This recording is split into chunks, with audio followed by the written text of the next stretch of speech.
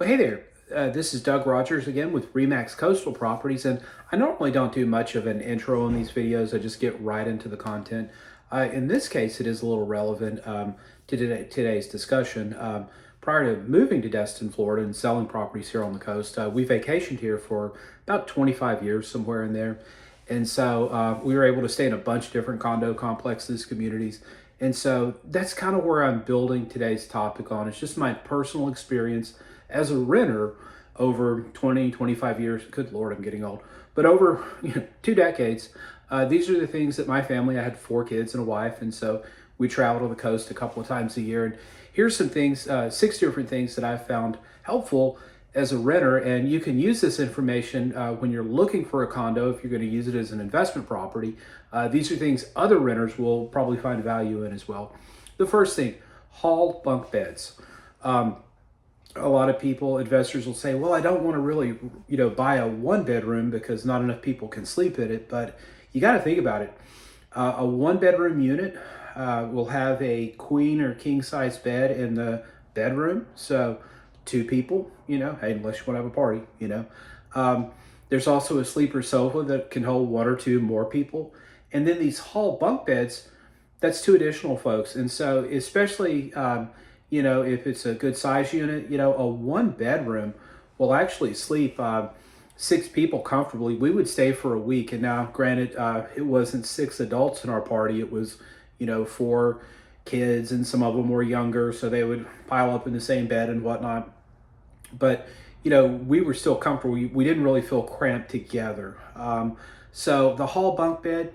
Another feature that we found very helpful was that second full bathroom. So again, especially if it's a full size family, not having to stand in line for the bathroom makes a big difference. If you're wanting to go out in the evening for dinner, if you have one bathroom and 4 or 5 people in your party, you better start getting ready around 1:30, right? So that second bathroom allows multiple people to get ready at the same time. Makes life a lot easier, especially if your clientele is going to stay for 4, 5, 6 nights versus just 1 or 2. And in most cases with the condos here, especially during peak season, you're looking at 5 to 7 night rentals. So that second full size bathroom can make a big difference.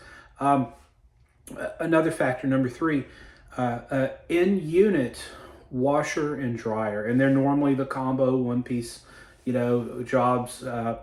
But you may say, well, wow, washer and dryer, so they're going to come to the beach and do laundry? Well, yes. If they're going to the beach a couple of times a day, and everyone wants to have a new swimsuit, and then they're going out for dinner, and towels, there's going to be significant laundry that has to be done. And what we learned early on is if it doesn't have the in-room washer and dryer, you're going down to the end of the hall at the laundromat and shoving a bunch of quarters in a machine. And that's very time consuming, especially during peak season.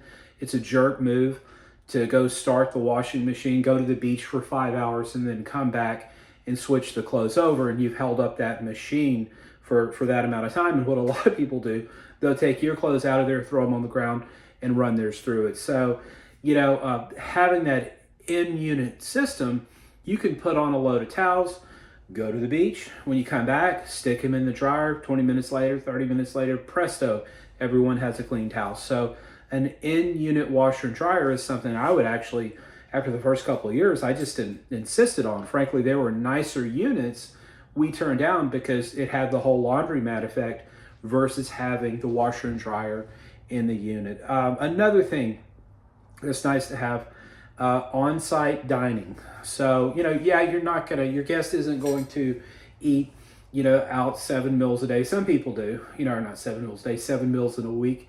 But it's nice to have a little place. Pelican Beach Resort, the resorts of Pelican Beach, they have a little cafe, and in there you can get breakfast type foods. At lunchtime, they have wonderful pizza, hamburgers there, a pretty good variety there for a little cafe. So you're not getting the family dressed and loaded into a minivan and fighting traffic. You can get you some snacks right there. And then if you want to go out for dinner, feel free to.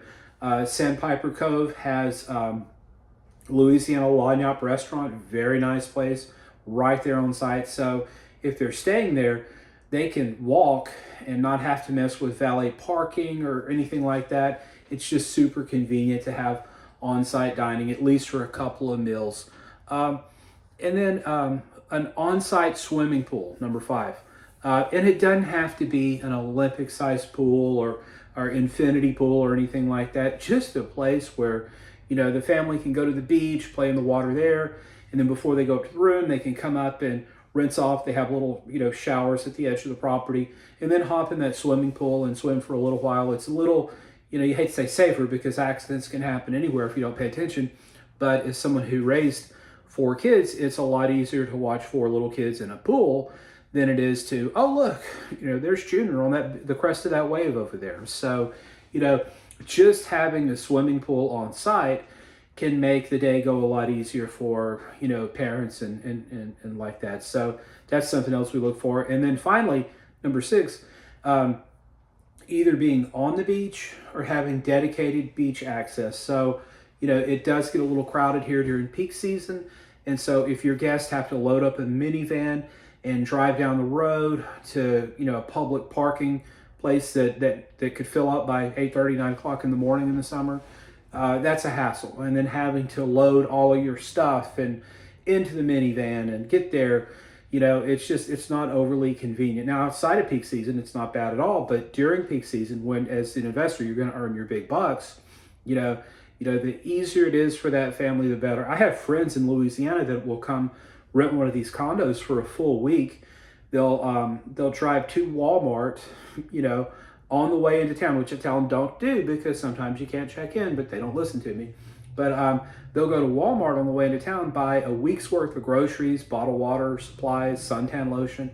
They'll pull their minivan into the parking lot, kill it, and then not crank the minivan for another 7 days. And will literally just stay right there the whole week on the beach. Now, a lot of people get out and explore, and if you're new to the Emerald Coast, I definitely recommend you do that.